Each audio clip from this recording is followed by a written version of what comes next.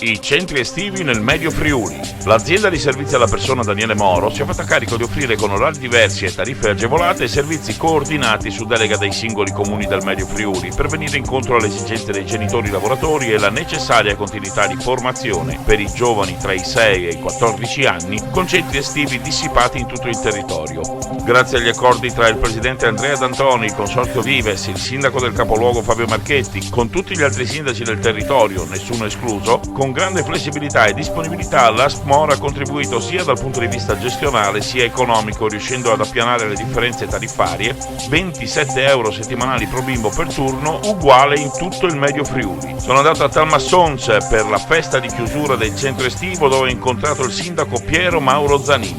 È alcuni anni ormai che c'è questa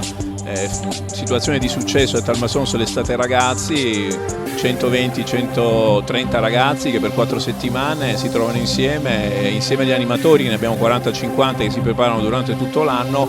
si divertono ma imparano, collaborano con le nostre associazioni, quindi si innestano sempre di più nella nostra comunità. È un investimento per l'amministrazione che sostiene, perché per quest'anno abbiamo avuto le tariffe più basse di tutto il Friuli, perché riteniamo che sia un servizio importante per le nostre famiglie, sia importante anche per i nostri ragazzi che così facendo e divertendosi diventano sempre più adulti, più uomini e speriamo domani entrano anche a darci una mano nella gestione della comunità. Oggi per la prima volta quest'anno tutti i comuni del Medio Friuli hanno dato la delega all'ente Moro, quindi alla società che ha la gestione dei servizi sociali per gli 11 comuni del nostro ambito. Bisogna dire che anche questo è stato un momento di crescita dell'intera estate ragazzi, perché si è organizzata in maniera uguale in tutti i comuni con una certa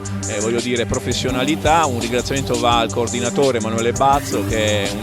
oltre che essere una persona che crede molto nei ragazzi è anche una persona molto preparata, e quindi questo connubio tra comunità, amministrazione comunale, ente Moro e anche Medio Friuli è stato sicuramente un connubio vincente. Per il Ponte News, Marco Mascioli.